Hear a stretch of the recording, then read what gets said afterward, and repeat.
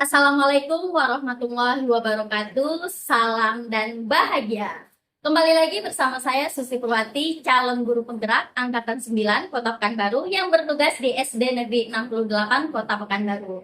Kali ini saya tidak sendiri, saya ditemani oleh rekan sejawat saya, Ibu Dian Permatasari, selaku guru kelas 1B di SD Negeri 68 Kota Pekanbaru. Sama-sama tempat bertugas kita ya Bu Dian ya. Assalamualaikum Bu Dian. Waalaikumsalam Susi. Oke, gimana nih kabarnya pada siang hari ini Bu Dian? Alhamdulillah, tetap semangat. Oke, alhamdulillah ya tetap semangat. Iya. Terima kasih ya Bu Dian untuk waktunya. Mohon izin untuk kegiatan praobservasi ini. Baik. Oke, jadi saya ingin menjelaskan sedikit tentang kegiatan praobservasi ini Bu Dian. Kegiatan praobservasi ini dilakukan sebelum saya masuk ke dalam kelas untuk mengamati secara langsung proses pembelajaran yang Ibu lakukan di dalam kelas nantinya. Nah, adapun tujuan dari kegiatan observasi atau yang biasa kita kenal dengan supervisi ya Bu Dian ya. Tujuannya yaitu untuk mengetahui dan mengevaluasi sejauh mana proses pembelajaran yang Ibu lakukan di dalam kelas, seperti itu Bu Dian. Oke, untuk kegiatan praobservasi ini Bu Dian, ada beberapa pertanyaan yang ingin saya tanyakan. Boleh ya Bu Dian ya? Boleh, silakan. Untuk pertanyaan yang pertama Bu Dian terkait tujuan pembelajaran yang akan dicapai pada proses observasi itu apa Bu Dian? Baik, berdasarkan modul ajar yang telah saya rancang tips ya, adapun tujuan pembelajarannya itu di kelas peserta ini dapat membaca jam yang ditemukan dalam kehidupan sehari-hari. Oke. Jadi tujuan pembelajaran saat kegiatan observasi ini peserta didik dapat membaca jam yang ditemukan dalam kehidupan sehari-hari ya, Ya. Bu Dian. Oke. Pertanyaan yang kedua Bu Dian terkait area pengembangan yang akan saya lihat pada saat kegiatan observasi nanti ini seperti apa Bu Dian? Untuk area pengembangannya itu ada 3 poin ya. Yang pertama itu pengenalan kelas, yang kedua itu pemenuhan kebutuhan belajar murid, dan yang ketiga itu pembelajaran berdiferensiasi artinya. Oke, terkait area pengembangan yang akan dilakukan pada kegiatan observasi ada 3 ya Bu Dian. Yang pertama terkait pengelolaan kelas, yang kedua pemenuhan kebutuhan belajar murid, Ya. dan yang ketiga pembelajaran berdiferensiasi. Benar ya Bu Dian ya? Oke. Pertanyaan selanjutnya yaitu terkait rancangan di dalam kelasnya seperti apa nanti nih Bu Dian? Biar saya dapat gambaran seperti apa kegiatan yang akan Ibu lakukan nantinya. Boleh dijelaskan Bu Dian? Oke, yang pertama itu dalam pengelolaan kelasnya itu nantinya akan mengintegrasikan KSE dalam pembelajaran. Yang kedua itu berdasarkan pemetaan kesiapan belajar murid. Nah, nanti di mana siswa ini dalam kelasnya saya bagi menjadi 5 kelompok, dan masing-masing kelompok itu terdiri dari 5 sampai 7 anak. Nah, di mana nanti misalnya kelompok 1 itu terdiri dari siswa-siswa yang benar-benar sudah dapat memahami materi. Yang kelompok yang kedua itu siswa yang sudah memahami namun masih perlu bimbingan. Untuk misalnya kelompok selanjutnya ketiga itu misalnya siswa yang betul-betul belum bisa namun harus butuh pendampingan dari guru seperti itu.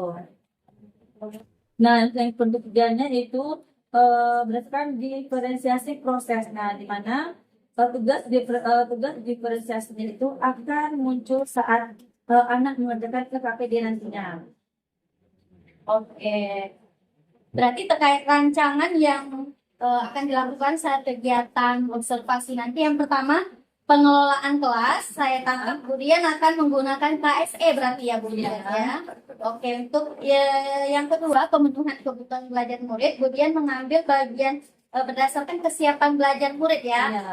Sejauh mana nanti Bu Dian misalnya yang di kelompok pertama itu anak-anak itu memang betul-betul sudah paham tentang materi jam atau waktu. Nah, kelompok kedua mungkin perlu bimbingan.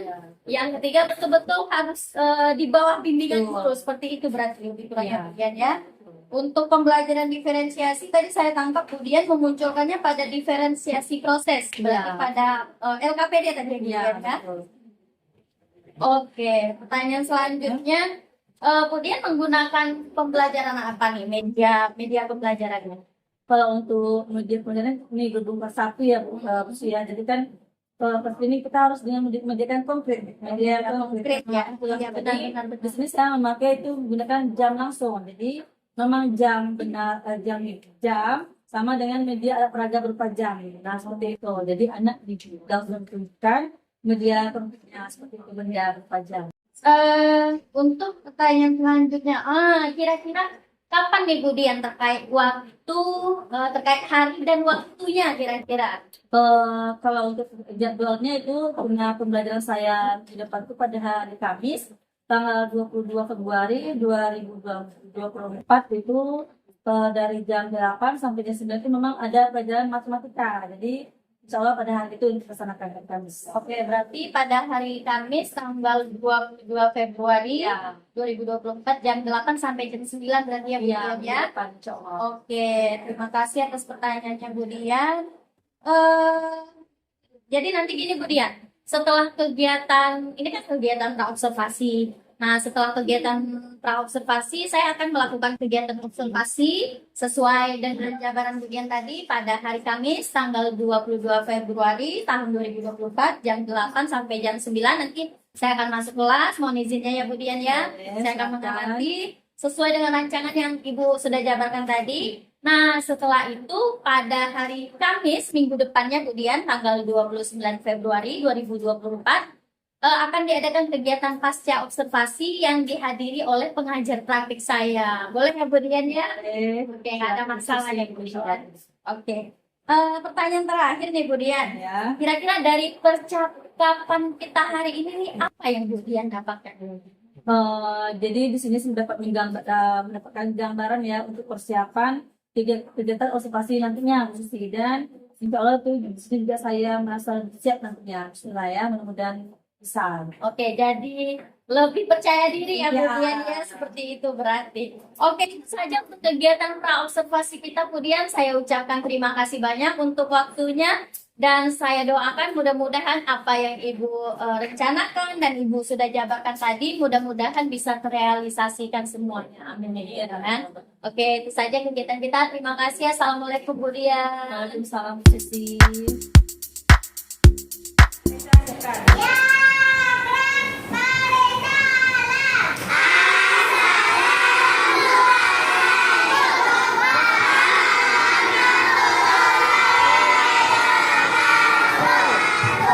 Waalaikumsalam warahmatullahi wabarakatuh.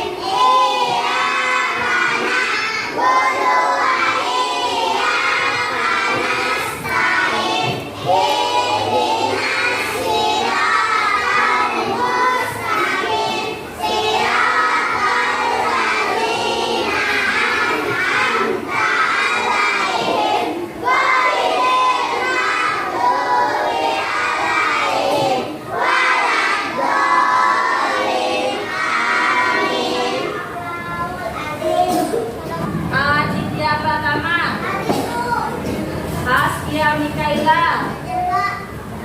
Ahmad Akbar Atala, Ali Jaber, Alivia Putri Anissa, Hasifah Aisyah Putri, Hasifah Nur Rahman, Atta Almauza, Avanda Putra, Aira Meriska, Dinda Aulia, Vicky Pratama, Gavin Marakel, Kaila Setia, Kairin Nazla, Keisha Ramadhania, Keisha Fitri.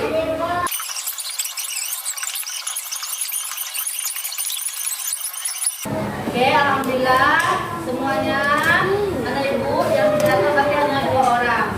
Nah, sebelum kita belajar, coba kita tepuk semangat.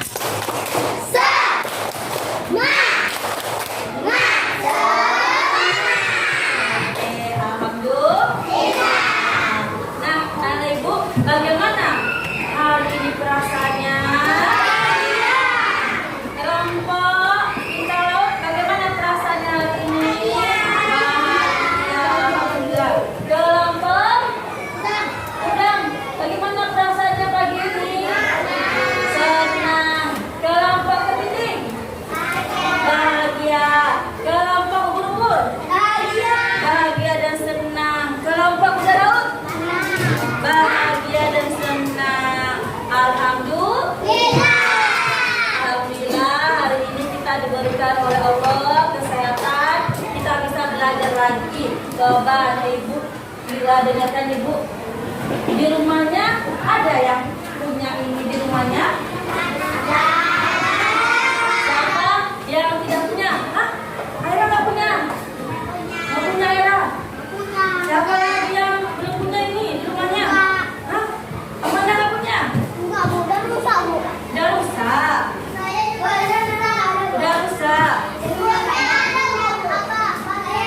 Oh, jamnya ada, cuman baterainya tidak ada. Berarti punya. Kenapa nggak punya, Umi? Satu pun di ruangan tamu? Di kamar? Di ruang tengah? Nggak ada. Udah rusak. Coba apa ini? Benda apa ini namanya? Apa ini? Jam. Hah? Punya? Ya. Di kamar?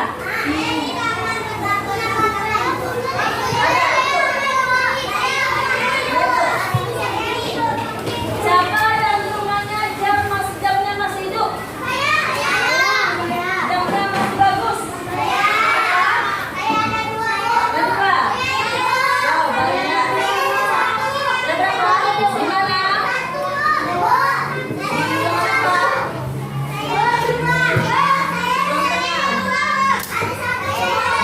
Ya, oke, good. Ya, oke, good. Nah, berarti ada ibu ini tahu benda apa nama benda ini, nak? Jam. Apa fungsi jam dalam kehidupan kita? Untuk melihat waktu. Terus apa lagi? Hah? Pintar. Untuk kita mengetahui jam berapa kita berangkat ke sekolah. Coba, ada ibu tadi yang bilang nggak punya jam di rumahnya. Bagaimana melihat waktunya? Ayah. Oh, dari HP. Iya. Ternyata jam itu juga ada dari handphone, dari HP. Jadi yang teman-teman yang tidak punya jam di rumahnya, bagaimana melihat waktunya? Dari HP. Kalau teman-teman anak ibu yang punya jam, bagaimana melihat jamnya? Dari jam dinding. Betul. Apa tidak? Dari orang. Berarti ini tadi apa namanya, nak? Jam. Atau jam ini kita dapat belajar untuk waktu.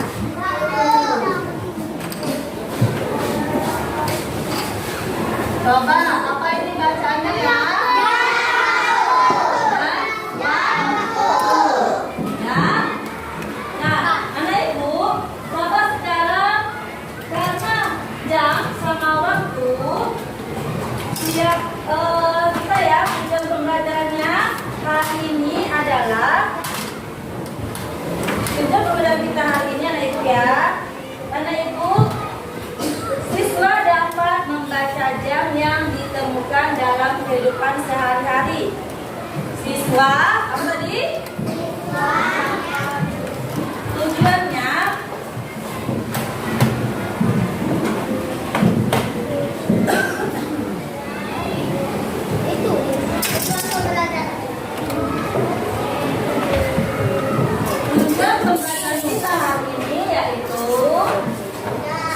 siswa dapat membaca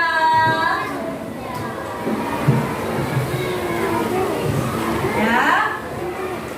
Jam yang ditemukan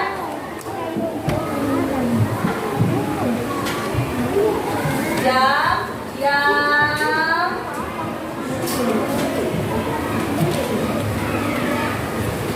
yang ditemukan dalam kehidupan sehari-hari. Dalam kehidupan sehari-hari. Coba kita baca sama-sama. Apa tujuan pembelajaran kita hari ini? Siswa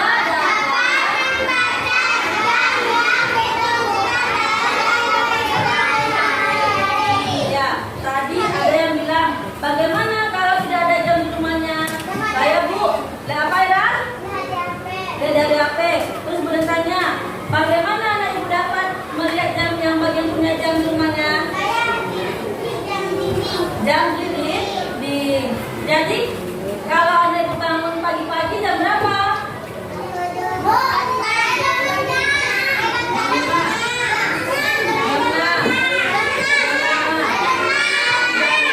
Oke, coba. Ada yang bilang bangunnya jam 5. Jarum panjangnya di mana? Di mana? Jangka berapa jarum panjangnya? Jangka berapa? 12. Coba abang maju. Tadi abang bangun jam 5. Ya, ganti-gantian. Boleh. Ya, boleh. Jam berapa abang bangun? Nah, coba abang. Jam berapa jam panjangnya sama jam panjangnya? Sebentar. Oke. Benar? Benar ini? Jam berapa? Jam berapa ini? Jam? Jam 5.00 ya. 00.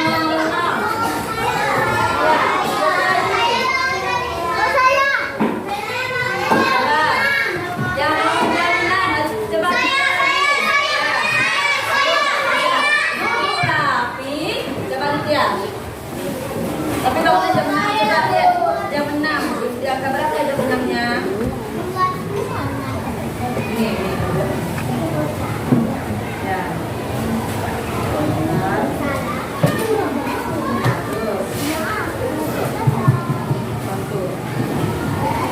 Contohnya jam berapa?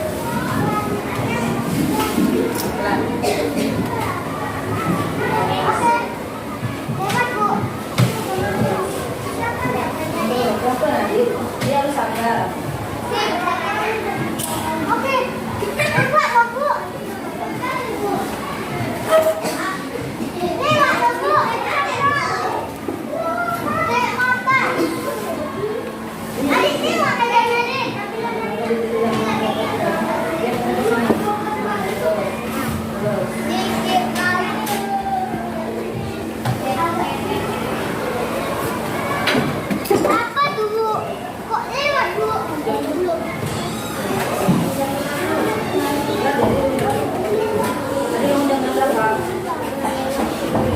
Oh, Aditya bangun jam 6.05. Dah.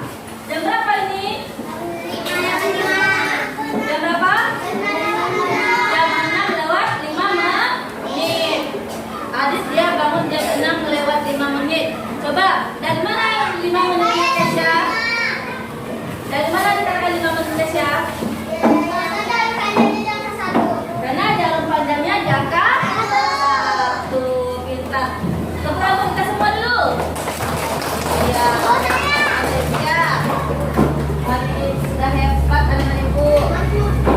Karena ibu tadi sudah mengenal jarum panjang ini apa nak? Menunjukkan menit. Jarum pendek menunjukkan waktu atau jam. Jadi kalau dia di angka 12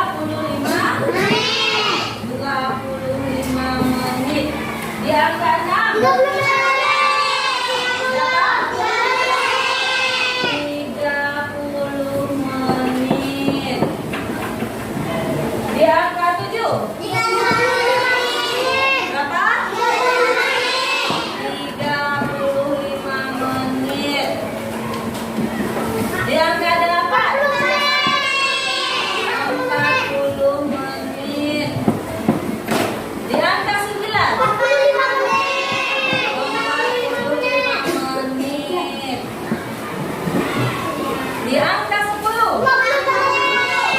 Apa? 50 menit. Di angka 11. 55 menit.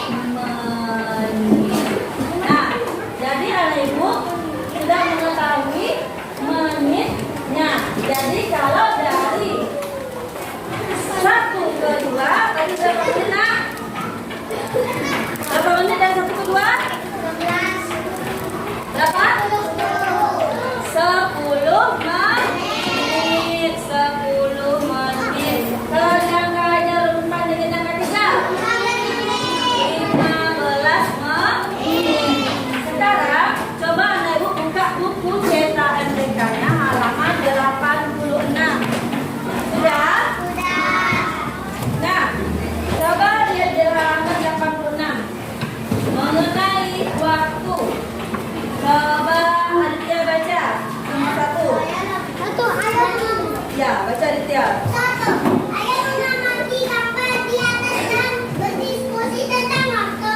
Wah.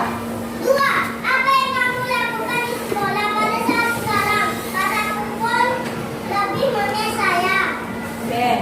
Nah, kita keluar mainnya pukul berapa? Pukul 9. Kayak sekarang, Ibu.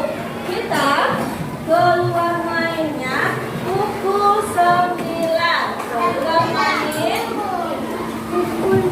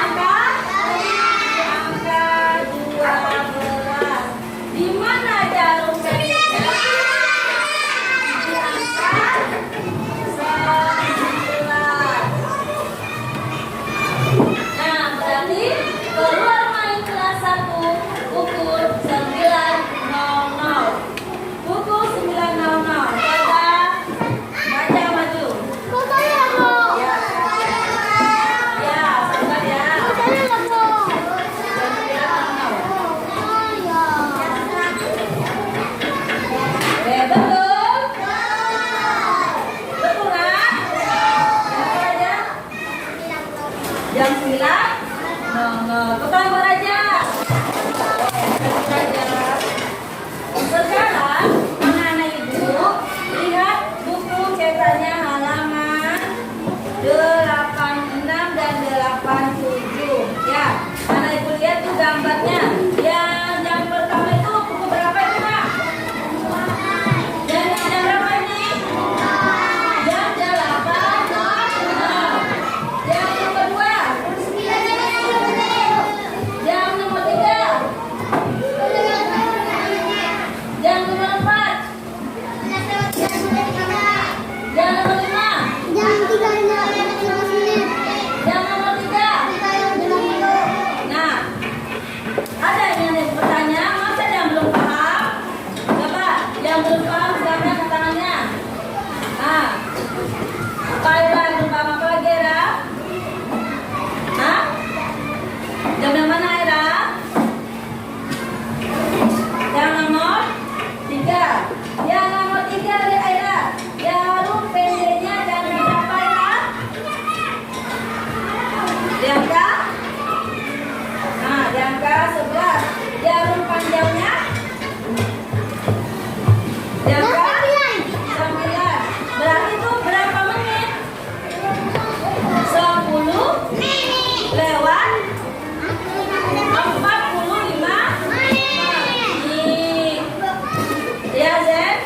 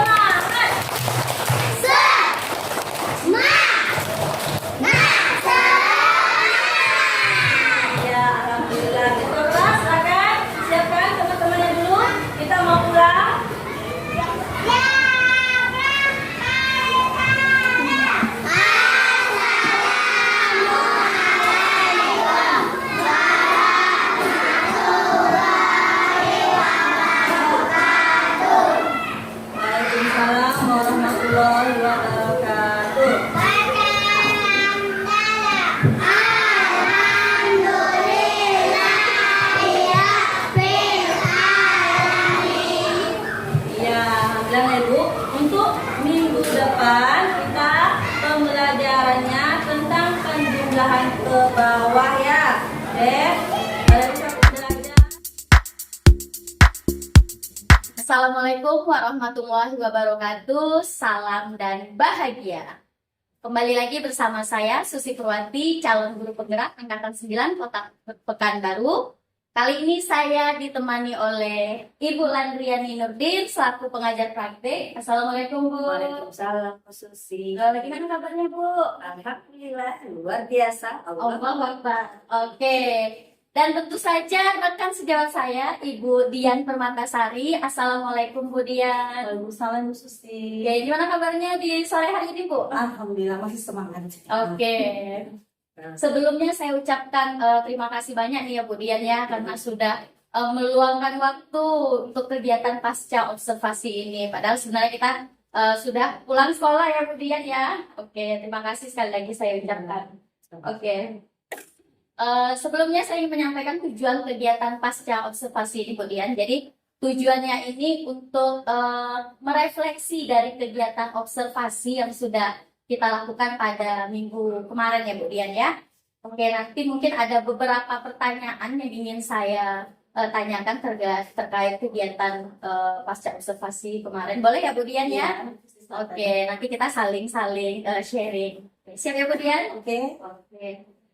Untuk pertanyaan yang pertama Bu Dian, bagaimana nih perasaan Bu Dian setelah melakukan kegiatan observasi pada minggu kemarin Bu Dian? Boleh diceritakan Bu Dian? Iya, tentunya yang jawab pasti saya kaget ya, apalagi dari terus itu kan, pasti saya kaget. Duh, apa saya bisa nih enggak ya, gitu kan? Saya nggak bisa, gitu kan. Namun setelah melakukan yang observasi kemarin, dan setelah melakukan observasinya minggu lalu itu, alhamdulillah itu saya menemukan ya, pasti ada kelebihannya dan kekurangannya, seperti itu ya posisi ya, setelah melakukan kemarin itu.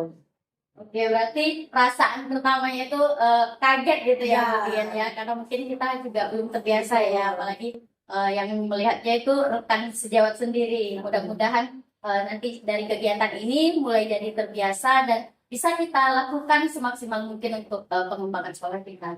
Oke, terkait area perkembangan pada kegiatan pra-observasi yang sebelumnya kita lakukan kemarin Bu Dian. Nah, kan ada pertanyaan tuh di area pengembangannya. Nah, terkait area pengembangan sendiri, sejauh apa nih menurut Bu Dian setelah penerapan di dalam kelasnya? Gitu. Kalau yang untuk pada awal semester 1 kan kita tuh duduknya yang seperti kita zaman dulu tuh ya, senat sendiri gitu kan. Nah, di semester 2-nya itu kan kita rubah lagi tuh, saya bentuk menjadi 5 kelompok. Nah, 5 kelompok itu kan awalnya kita saya buat nih, misalnya kelompok itu terdiri dari 4 atau 5 orang anak yang kita saja gitu Iya, kan. benar-benar. Nah, ada 7 orang nih kelompok tuh, ada 3 Iya. orang, 3 orang pintar gitu, masing-masingnya. Kalau misalnya untuk kelompok yang 4, 2 orang yang pintar. Namun setelah kita lakukan kemarin yang observasi kemarin itu, saya coba gitu kan, mencoba serubah lagi, jadi menerapkan sesuai dengan kebutuhan anak. Saya jadi yang pintar dulu, yang pintar, terus yang sedang, Ya. terus yang bisa, terus yang memang kurang, Ya, belum sama sekali ya. seperti itu. Oke, berarti saya bisa nangkep ini ya terkait miskonsepsi pembelajaran diferensiasi itu sendiri berarti ya awalnya ya Bu Ya. Dian ya. Karena kalau seperti yang bukan Bu Dian saja sebenarnya, saya pun juga seperti itu. Awalnya mengira kalau pembelajaran diferensiasi ini Bu memang harus nih yang pintar sama ini pintar gitu kan, di kelompok ini 6 sampai 7 orang Ya. biasanya kita letakin kan. Nah, nanti kita selip anak yang pintar di Ya. tengahnya gitu kan. Habis itu Dia nanti membantu. membantu padahal ternyata bukan tugas anak Ya. mengajarkan teman-temannya gitu kan, padahal sama kita ya. Nah, jadi sudah dapat nih ya Bu terkait pembelajaran diferensiasi itu seperti apa. Oke. Terus kemudian saya juga ada mengamati terkait kegiatan observasi, ada catatan nih. Ini saya melihat ini anak Bu Dian luar biasa aktifnya ya. Minggu kemarin saya lihat memang hampir rata-rata semuanya aktif, mau berani menunjuk, itu saya apresiasi ya Bu Dian. Oke. Nah, kalau itu kan terkait kelebihan tadi berarti ya Bu Dian terkait area pengembangan gitu. Nah, tentunya pasti ada kelebihan, pasti ada yang namanya kekurangan gitu. Nah, kalau di segi kekurangan sendiri atau mungkin ada kendala atau apa gitu Bu selama kegiatan observasi? Boleh diceritakan Bu Dian? Kalau untuk kendala itu mungkin saya kan gini, dengan kita adakannya yang kegiatan sosial dan kebutuhan anak itu kan memang ada motivasi gitu ya, dari Iya. kan bagaimana kreatif, motivasi gitu kan. Namun sebenarnya itu pasti ada kekurangannya. Nah, suatu kekurangan itu kan dia gini, kan kita sebagai pendidik nih, kita sudah tahu nih kita sudah mau anak nih, dan kita Iya. sama pintar dan sedang, yang bisa dan yang tidak bisa sama sekali. Sehingga dengan agar anak itu aktif, kita harus menyediakan media pembelajaran tadi untuk agar anak itu terpancing aktif itu kan, dan menyediakan media pembelajaran sesuai kebutuhan anak. Otomatis saya dari kita sendiri itu kan harus menyediakan sesuai media dengan anak di mana nih bagusnya, medianya ini seperti apa gitu kan, dan kebutuhan anak mungkin dari sebuah pembuatan medianya mungkin seperti itu. Oh, berarti bisa saya simpulkan kekurangannya itu mungkin untuk kedepannya kayak persiapan Iya. persiapan media-media misalnya kayak yang kemarin kita udah belajar ada yang anak visual, Iya. auditory, sama kinestetik itu kan perlu persiapan ya media. Nah, terkait kira-kira nih Bu Dian dari kendala tadi lah kita istilahkan gitu ya. Kira-kira untuk rencana aksi perbaikannya gitu seperti apa nih Bu Dian untuk perbaikan kekurangan tadi kendala tadi? Kalau untuk perbaikannya, bantuannya gitu ya, mungkin saya bisa mengajak teman satu rombel, misalnya guru kelas 1 sama kelas 1 gitu, berdiskusi sama merancang misalnya yang kelas 1A, dan misalnya kalau misalnya materinya pembelajaran jam, saya dia membuat jam, media jam gitu kan. Misalnya saya 1B, saya membuat misalnya nanti materi misalnya tentang pupus seperti itu. Jadi masing-masing kami mungkin saling menyiapkan media sehingga pada saat materi pembelajarannya misalnya saya jam, nah saya kerjakan dulu. Misalnya jadi Saling berbagi ya. iya. Memang harus saya waktu juga seperti itu. Oke. Ya benar ya Bu, bisa juga ya berarti saling berbagi dengan Ya. akan sejawat berarti ya. Sama ini berarti kerjasama sama orang tua juga berarti ya. Kalau untuk desa orang tuanya kan butuh rancangan dulu Susi gitu kan, karena kan kita harus merancang dulu apa program kita sama orang Iya. tua tentang kebutuhan anak tadi itu. Kita minta informasi ke orang tua, tapi mungkin dengan yang terlalu signifikannya gitu. Sekarang kan itu mungkin dulu seperti itu, karena kan tadi kan kita baru mulai nih. Iya benar. Jadi diskusi dulu sama teman-teman gitu. Oh, berarti yang saya tangkap nih tadi ada dua berarti rencana yang bisa dilakukan. Pertama dengan rekan sejawat sendiri ya Bu ya. Nanti saling berbagi buat media seperti itu, nanti saling bertukar seperti itu. Yang kedua tadi dengan sesama orang tua murid ya. Mungkin karena ini juga masih kelas 1 jadi memang masih harus banyak Betul. komunikasi Ya. sama orang tua gitu ya. Kira-kira menurut Bu Dian selain dua opsi tadi masih ada nggak yang lain menurut Bu Dian nih untuk perbaikan perkembangan tadi? Kalau mungkin ya, kalau untuk inovasi di medianya, itu kan kita bisa lihat dengan dari YouTube itu kan, sesuai dengan misalnya ada webinar gitu kan, inovasi-inovasinya, media perkembangan seperti apa gitu dari YouTube. Berarti mencari referensi ya Ya. istilah lainnya ya Bu Dian ya dari sumber YouTube. Berarti dari tiga ini tadi nih Bu Dian yang dengan kolaborasi rekan sejawat, terus komunikasi dengan orang tua dan juga mencari sumber referensi bisa dari Instagram, YouTube. Sekarang kan udah banyak nih kan. Ya. Nah, kira-kira yang paling mungkin Bu Dian yang bisa dilakukan dalam waktu dekat di antara ketiga ini yang mana Bu Dian? Kalau untuk saat ini mungkin poin 1 sama poin 3 gitu ya. 1 sama 3 Iya, Bu ya. sama sejawat itu sama Kurombel, sama yang tadi dari YouTube gitu kan, karena kan itu bisa langsung dilakukan sehari, misalnya hari Sabtu atau pulang sekolah gitu kan, karena kan kalau Iya, benar-benar. dua hari kan harus kita rancang dulu Iya. programnya apa, karena sekolah tadi harus jelas dulu programnya kita tuh apa, tujuan kita tuh apa gitu.